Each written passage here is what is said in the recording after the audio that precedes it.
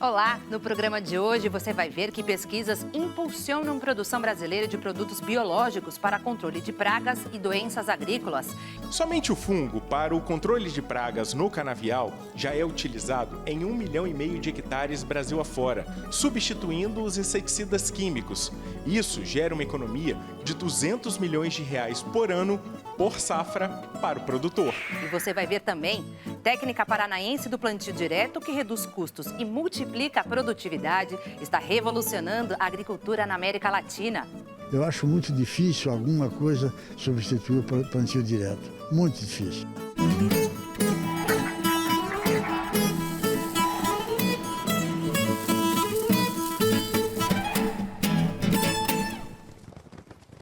O plantio direto, técnica de manejo do solo que surgiu no Paraná, revoluciona a agricultura na América Latina.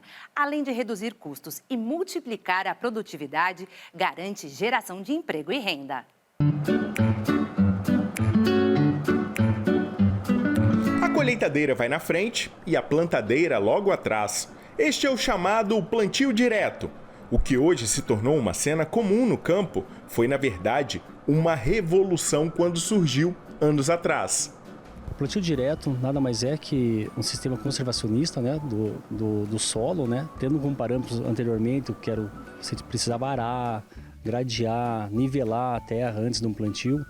Agora simplesmente você faz um controle químico, né, com herbicida da cultura existente e já entra plantando a cultura na sequência, a cultura soja, milho, trigo, né, que seja a cultura em questão. Todo mundo optou por esse sistema de plantio, porque realmente ele veio para dar certo e veio para salvar, digamos assim, a condição, a saúde da terra aqui na nossa região. Seu Ibrahim Fayá é produtor rural em Cascavel, no oeste paranaense. Um adepto do plantio direto, desde que conheceu a técnica.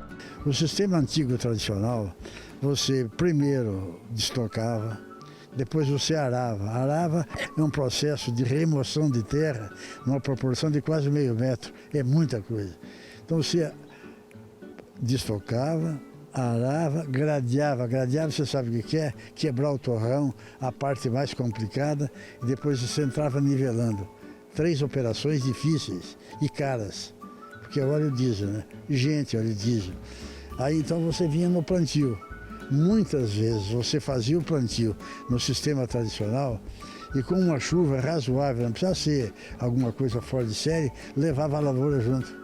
Levava semente, levava adubo. E nesse sistema esse problema não existe. Pode chover um dia inteiro, a terra absorve, segura e essa substância que fica em cima ajuda a proteger. Aqui a gente tem um exemplo prático do benefício do plantio direto para o solo. A gente percebe que choveu, a terra está úmida, mas ela continua aqui compactada, não é isso, Márcio? Isso mesmo. Nós temos aqui um plantio mais ou menos 3 dias. Essa noite choveu 40 milímetros aqui e você pode ver que não teve escorrimento. Então essa é uma das maiores vantagens do plantio direto, é o controle da erosão. Se fosse no modo tradicional de plantio, como é que estaria isso aqui? Com certeza, com essa quantidade de chuva, já teria estourado as curvas, já teria escorrimento lateral, né? Com isso, perca de estande de planta, com certeza teria danificado. Isso aqui está preservado, mesmo que volte a chover, vai continuar assim? Sim. Outra vantagem, no caso do plantio, é que essa palha aqui, né? Além dela segurar a água, principalmente o escorrimento lateral, ela consegue conservar o solo numa temperatura em que a planta possa vir germinar e ter todo o seu processo e seu potencial produtivo conservado. Eu posso plantar sempre a mesma cultura ou fazer uma rotação de culturas? O que é o mais recomendado no plantio direto? A rotação de cultura ela vem a calhar para o sucesso do plantio direto, visto que você rotacionando as culturas, são palhas diferentes, são pragas diferentes, então até o processo de adubação é diferente. Então assim, você está cada vez mais enriquecendo mais esse solo. O Paraná foi pioneiro na utilização do plantio direto no Brasil e se tornou referência para toda a América Latina. Herbert Bartz, guarde bem este nome, um visionário. Nascido no Brasil, mas criado na Alemanha, foi idealizador do plantio direto em Rolândia, no interior do Paraná, na década de 70. Eu enfrentava como agricultor o grande desafio de dar uma solução no problema da erosão. Nosso clima tropical se caracteriza por falta de água de vez em quando durante semanas e por uma precipitação, chuvas muito intensas que, junto com a prática de uma agricultura convencional que usa arada e grado, deixa a terra exposta a essas intempéries, né? A consequência é erosão. O que é erosão? Erosão é que a água dessa chuva arrasta consigo a terra que é para produzir alimento e a tarefa do agricultor é, naquele tempo como hoje, manipular essa água de uma maneira que ela não causa danos. E a inspiração veio de longe. Pesquisou e descobriu que na Inglaterra e nos Estados Unidos já existia uma tecnologia de preparo mínimo de solo e trouxe a experiência para o Brasil, primeiro numa área de 180 hectares na própria fazenda. Deu tão certo que hoje o plantio direto corresponde a quase 70% da área plantada do país, algo próximo de 33 milhões de hectares. Aos 82 anos, seu Herbert se orgulha de ter contribuído para uma agricultura mais sustentável e agora quer que a criançada também conheça a importância do plantio direto. A história dele virou livro infantil. Esse livro, que foi feito de uma maneira bastante sensata, que permite a criança assimilar a ideia e percebe como é importante essa informação e leva esse conhecimento da problemática de administrar esse clima tropical, com sua problemática de erosão, que a criança entende como é importante isso. Fazer a história para os pequenos tornou-se fácil depois que eu escrevi a biografia do seu Bartz, né? Que é O Brasil Possível, então um livro para adultos que conta toda a história dele. Então ali foi um processo de 2 anos fazendo aquele livro, aprendi tudo, porque eu também, jornalista, rapaz do asfalto da cidade, pouco sabia sobre plantio direto, aprendi muito fazendo o livro do seu Bartz, O Brasil Possível, aí fazer o livro infantil ficou mais fácil. A natureza não aceita propina. Ou a gente entende como ele funciona e segue suas regras, suas leis, ou a natureza reage, ela não reage, ela se vinga. E esse princípio de respeito à natureza nós queremos levar através desse livro para dentro da cultura nacional, que é um fator não técnico, não econômico, é um fator cultural. Respeito à natureza, respeito ao ambiente, que se traduz em produção abundante. É muito difícil imaginar alguma coisa melhor para nós do que o plantio direto. É óbvio que ao longo dos anos, dependendo da terra, da consistência dela, você tem que fazer uma mini cirurgia, né? Entrar dando um destorramento para que ele continue absorvendo chuva e tenha condições. Mas não tem nada, assim, eu acho muito difícil alguma coisa substituir o plantio direto. Muito difícil. E nunca esperava que esse que era chamado naquele tempo a loucura do alemão louco de Rolândia ia contagiar o Brasil inteiro, no sentido positivo, porque o fato que hoje até agricultor na Amazônia, como no sul, no Rio Grande, e até nos países vizinhos, consegue entender que o sistema de plantio direto, que essencialmente respeita a natureza e segue as regras dela, é o que é culturalmente talvez o maior objetivo da nossa vida. Quanto mais a gente respeita o meio ambiente, maior o potencial de realizar colheitas abundantes. O preconceito geral que fazer respeitar a natureza custa caro, mas o benefício e retorno é muito maior. Quanto mais nós preservamos a natureza, melhor o sistema vinga.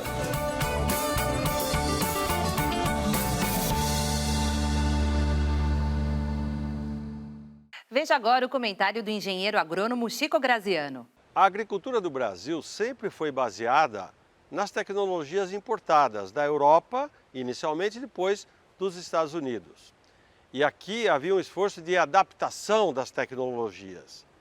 De uns 40 anos para cá, o Brasil começou a investir em tecnologia própria, começou a gerar tecnologia e hoje nós podemos dizer que nós temos um modelo tropical na agropecuária. O plantio direto é a essência desse modelo de agricultura tropicalizado. É ele que viabiliza as safras sucessivas que nós fazemos. Você planta a soja, tira a soja, sai a soja, entra o milho, tira o milho, entra a pecuária em alguns lugares. Esse modelo de agricultura tem a sua essência no plantio direto. Por isso, ele é a base da revolução agrícola que o Brasil está fazendo. E tem uma característica melhor ainda, é conservacionista. Porque na Europa, quando você arava a terra, você pegava o solo gelado do inverno e você revolvia o solo e ele revivava. Aqui no Brasil, a aração de terra trouxe o quê? Trouxe a erosão. Então, a hora que acabou com a aração, acabou com a gradiação, entrou o plantio direto, nós começamos a fazer uma agricultura que conserva e protege o solo. Essa é a equação, produzir e proteger ao mesmo tempo. E veja a seguir as notícias do campo que foram destaque nesta semana. A gente volta já.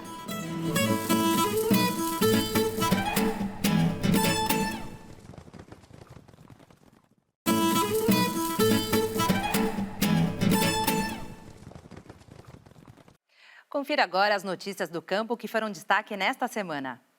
Produtores rurais terão até o dia 31 de maio para vacinar bovinos e bubalinos de todas as idades contra a febre aftosa. De acordo com o Instituto Mineiro de Agropecuária, o IMA, Minas Gerais tem o segundo maior rebanho de bovinos e detém o status de área livre da aftosa desde 2008. No estado, já foram vacinados mais de 9 milhões e 400 mil animais. E há a expectativa de que até o final deste mês, mais de 23 milhões de animais sejam vacinados. Agora vamos saber como está a situação da vacinação no estado do Paraná com a repórter Priscila Zambolin.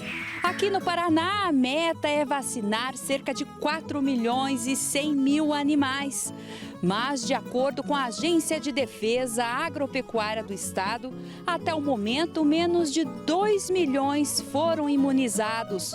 O prazo termina no dia 31 de maio e quem não vacinar ou não comprovar a vacinação pode pagar uma multa que gira em torno de R$ 100 por animal. Agora você vai ver como está a vacinação contra a aftosa em Rondônia, com o repórter Yuri Lima. Em Rondônia, o período de vacinação terminou no dia 15 com resultados positivos. 99% da meta de vacinar 14 milhões de bovinos foi atingida. Em propriedades onde há criação de búfalos, o cronograma também foi seguido. 7 mil animais foram vacinados, 98% da meta total. Cacoal, no interior do estado, se destaca nessa faixa, onde 100% dos bubalinos foram vacinados. Agora você confere como está a vacinação no estado do Tocantins com o repórter Zeca Nascimento. Aqui no Tocantins devem ser imunizados 8 milhões e 600 mil animais. O estado não registra novos casos da doença há 22 anos. A carne de gado tocantinense vem ganhando espaço no mercado internacional. Só no ano passado foram exportadas 33 mil toneladas para mais de 30 países. A previsão é que o estado retire a necessidade de vacinação contra a febre aftosa em maio de 2021. A produção de etanol de milho avança no Brasil e já disputa atenção com o etanol de cana, que é o destaque mundial. O líder da produção brasileira de milho é o estado do Mato Grosso, que está recebendo um investimento bilionário. 3 novas usinas foram anunciadas, sendo que a primeira deve entrar em operação no ano que vem, na cidade de Sorriso, a 420 quilômetros de Cuiabá. A previsão de investimento é de R$1 bilhão, com geração de 1.500 empregos. A usina deve produzir 530 mil litros de etanol por ano. A projeção é que a produção brasileira salte de 600 milhões de litros de etanol de milho por ano para 3 bilhões e 500 milhões de litros em 2023, um aumento de quase 500%. Para se ter uma ideia, 1 tonelada de milho rende 420 litros de etanol. Terminou nesta semana mais uma edição da Green Hill. O evento pioneiro em plataformas sustentáveis de negócios reuniu durante 3 dias palestrantes, representantes e 80 expositores da chamada economia verde. Um dos temas de destaque foi a agricultura familiar, que responde por um faturamento anual de mais de 225 bilhões de reais. Rondônia Rural Show, a maior feira de agronegócios da região norte, foi realizada esta semana em Ji-Paraná. O público estimado foi de 100 mil pessoas. Representantes de 10 países participaram este ano, como China, Estados Unidos e Egito. O resultado dos negócios chega a 700 milhões de reais. Foram apresentadas novidades da tecnologia rural por meio de equipamentos e implementos agrícolas, além de soluções para a nutrição animal para evitar a perda de peso do rebanho. As fortes chuvas mudaram os rumos da safra de soja nos Estados Unidos. O plantio registra a maior baixa em 20 anos. O período de plantio de soja se encerra no mês que vem e a previsão é que as chuvas continuem intensas. Outra situação enfrentada pelos Estados Unidos é o conflito comercial com a China. Os dois países estão em guerra de tarifas de exportação, o que provocou uma redução de 5% na área cultivada, 1.700.000 hectares a menos nos Estados Unidos. Com isso, o Brasil pode ser líder mundial na produção de soja no ciclo 2019-2020, com 130 milhões de toneladas. A ministra da Agricultura, Tereza Cristina, e comitiva formada por agricultores e deputados federais voltaram ao Brasil após 16 dias de visita ao continente asiático. Eles estiveram no Japão, China, Vietnã e Indonésia. Então, no Japão, nós tivemos alguns avanços. Tivemos a promessa deles de retomar o assunto das carnes, que estava parado há muito tempo, né? Falamos também sobre frutas e reafirmamos o nosso compromisso do nosso café, que é um bom café, de continuar mandando café de qualidade. Em Xangai, nós tivemos conversas com o Rabobank, onde nós tivemos uma ótima explicação sobre o problema da peste suína africana, qual é o tamanho desse problema, o que é que ele pode trazer de benefícios para o Brasil ou não. Depois fomos a Pequim, onde lá realmente a GACC era o nosso principal tema, que era o problema dessas carnes, dessa oportunidade que a gente tem e de colocar mais plantas habilitadas para mandar carnes para a China. A Indonésia, a gente sabia que estava num momento difícil, porque estão em eleições, mas também demonstrou um interesse efetivo em vir aqui, em comprar carne brasileira, porque hoje eles só importam carne da Austrália. Depois o Vietnã, que para mim foi o país que eu mais, vamos dizer, surpresas positivas eu tive, com a vontade que eles demonstraram na compra, na abertura de gado em pé e carnes bovinas e frango, enfim, do Brasil. Eles estão muito interessados em mandar camarão para cá, né? Camarão pescado e não camarão de cativeiro, né? Mostraram, então, esse interesse, querem conversar sobre algodão, sobre milho e sobre soja. Esse é o jogo do comércio internacional. O Brasil quer vender, quer exportar. No caso do Vietnã, quer exportar carne, quer exportar frutas, melão. Só que o Vietnã compra, mas ele quer vender também. Quer vender camarão, quer vender peixe aqui para nós. E como é que fica? É difícil essa equação. Isso se chama abertura da economia. É uma característica do mundo que nós estamos vivendo. Quer ver os dados? O grau de abertura da economia do Brasil para o exterior é de 25%. Esse número vem como? Você soma todas as exportações com as importações e divide pelo PIB. No Brasil, dá 25%. Sabe quanto é no Vietnã? Sabe quanto é na Coreia? Quase 60%. Ou seja, eles são países mais abertos. É incrível. O Vietnã é um país mais ou menos do tamanho do estado de São Paulo, um pouquinho maior. E ele é um exportador global maior do que o Brasil. Nós temos que aprender esse jogo difícil do comércio internacional. E nós temos que bancar, nós temos que acreditar que quanto mais uma economia se abre, você gera mais empregos e gera mais renda. É o caso do Vietnã, é o caso da Coreia e é o caso da China também. Comércio internacional é bom, mas é difícil. A seguir, você vai ver pesquisas para controle de pragas e doenças agrícolas impulsiona o crescimento da produção de produtos biológicos. Voltamos já.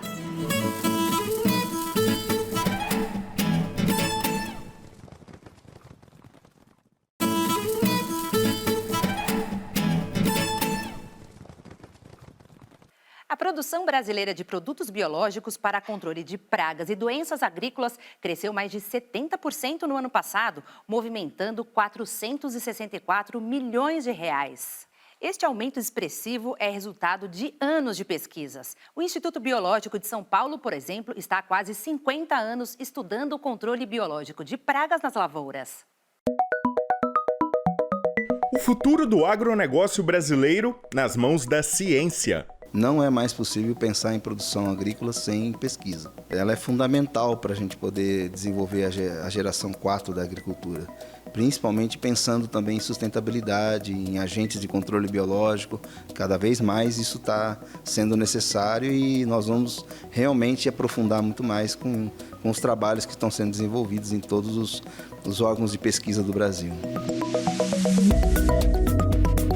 O Instituto Biológico de São Paulo, em Campinas, é referência em pesquisas com fungos para o controle de pragas nas lavouras há muitos anos. Esse laboratório já tem 48 anos desenvolvendo pesquisas para isso. E daqui já saíram, inclusive, algumas cepas de fungos que já são utilizadas em 60 empresas no Brasil. O principal deles e o primeiro foi o desenvolvido para cana-de-açúcar. Como é que vocês chegaram a esse fungo, professor? Esses fungos estão na natureza. Então a gente coleta material com isso aí, isola e faz seleção de isolados. No caso da cana-de-açúcar foi porque o Estado precisou parar de queimar cana e surgiu a cigarrinha da raiz, que é a Amarranarva fimbriolata e outras espécies.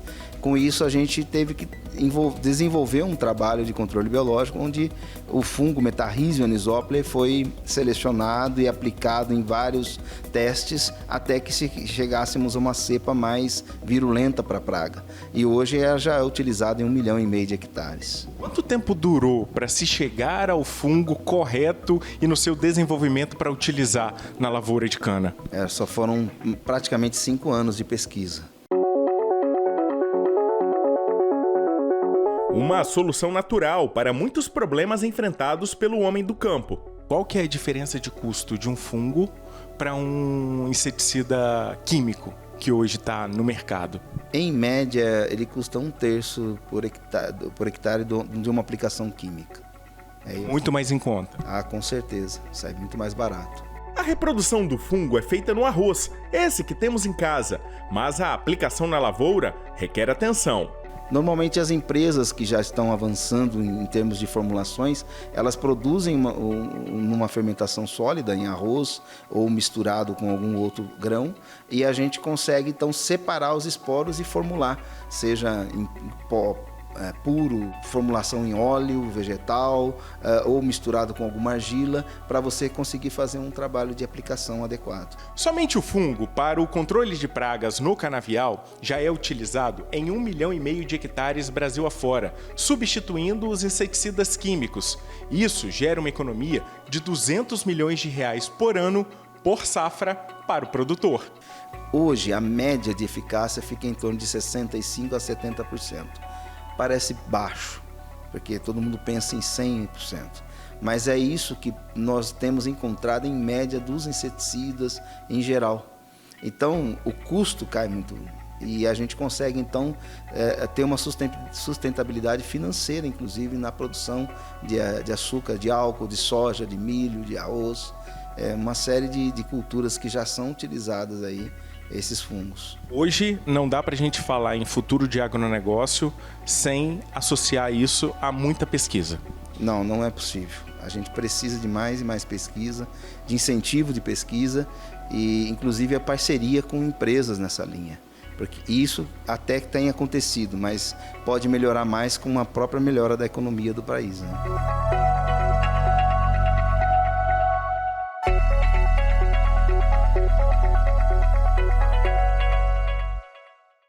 O programa Agrocultura de hoje termina aqui. Até a próxima semana.